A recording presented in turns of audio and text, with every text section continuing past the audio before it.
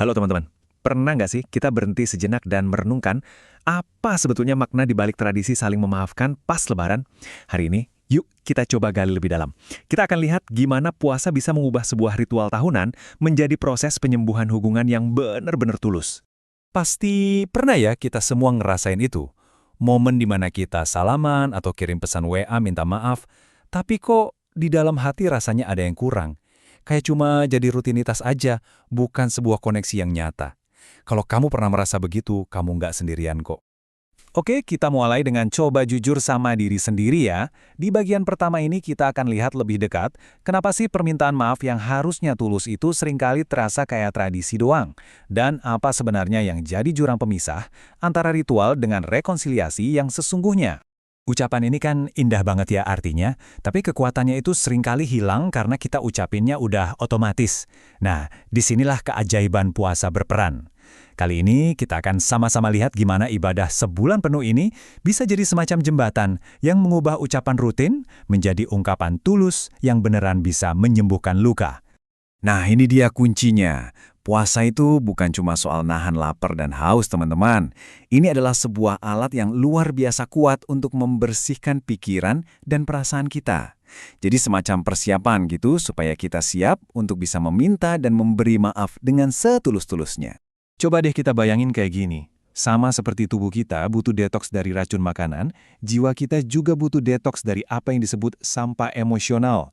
Perasaan dendam, amarah, kecewa yang mungkin udah lama numpuk di dalam.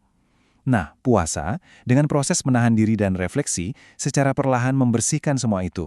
Membuka ruang baru di hati kita untuk empati dan akhirnya untuk sebuah pemaafan yang tulus. Dan ini bukan sekadar perasaan atau sugesti loh. Ada bukti ilmiah yang mendukungnya. Penelitian menunjukkan bahwa puasa yang kita jalani dengan baik itu bisa menurunkan kadar kortisol alias hormon stres kita secara signifikan sampai 20 hingga 30%. Artinya apa buat kita? Ya, dengan tingkat stres yang lebih rendah, pikiran kita jadi jauh lebih jernih. Kita jadi lebih tenang, lebih bisa mengendalikan emosi, dan yang paling penting, kita punya kejernihan mental untuk benar-benar melihat ke dalam diri, untuk merenungkan kesalahan kita tanpa jadi defensif. Sains di baliknya bahkan lebih keren lagi. Puasa itu ternyata memicu produksi BDNF yang bisa kita sebut sebagai vitamin untuk otak yang bantu ngurangin gejala depresi. Nah, di saat yang sama, tubuh kita juga melakukan proses bersih-bersih sel yang namanya autofagi. Uniknya, saat tubuh kita bersih-bersih secara fisik, secara paralel, pikiran kita juga jadi lebih jernih untuk membersihkan sampah emosional kita. Keren kan? Kalau kita rangkum, kelihatan jelas banget di tabel ini. Dari sisi fisiologis, tubuh kita bersih-bersih. Secara psikologis, kemampuan kita buat berempati dan memaafkan itu meningkat. Riset bahkan menunjukkan kontribusinya bisa sampai 24,9 hingga 30,9%. Dan secara sosial, rasa solidaritas kita pun ikut terasah. Lengkap ya? Oke, teori dan sains itu penting. Tapi, gimana sih bentuknya dalam kehidupan nyata? Yuk kita lihat beberapa kisah nyata yang sangat menyentuh, baik dari Indonesia maupun dari berbagai belahan dunia. Ini kutipan nyata dari seorang ayah di Jakarta. Momen sahur yang hening itu dia pakai bukan cuma buat makan, tapi buat diskusi dari hati ke hati sama keluarganya. Permintaan maafnya bukan cuma, maaf ya sering lembur, tapi jadi sebuah komitmen nyata yang mengubah dinamika keluarganya. Nah, ini adalah maaf yang bertransformasi menjadi aksi. Ada juga contoh indah dari sebuah komunitas di Wonogiri. Mereka punya tradisi silaturahmi maaf setelah sholat tarawih. Di situ, warga saling berbagi cerita dan unek-unek. Tradisi yang kelihatannya sederhana ini ternyata efektif banget mengurangi gosip dan konflik antar tetangga. Puasa jadi semacam psikoterapi alami buat komunitas mereka.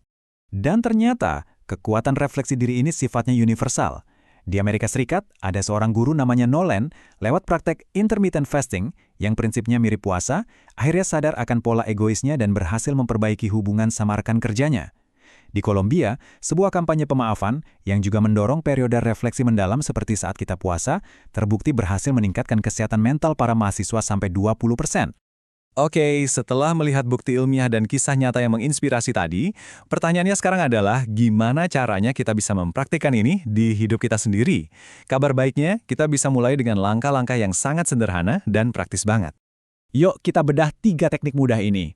Pertama, mindfulness sahur. Coba deh, pas sahur yang hening itu, ambil waktu 5 menit aja buat merenungkan satu hal spesifik yang ingin kamu perbaiki hari itu.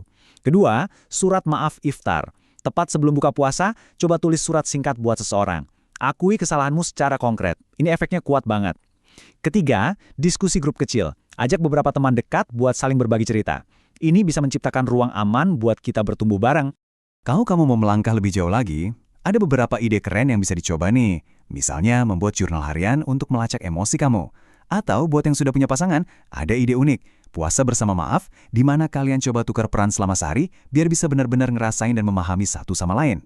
Jadi, inti dari semua ini adalah kita punya sebuah kesempatan yang luar biasa. Kesempatan untuk mengubah sebuah ritual yang mungkin terasa kosong menjadi sebuah momen transformasi yang nyata, yang benar-benar menyembuhkan hubungan-hubungan terpenting dalam hidup kita.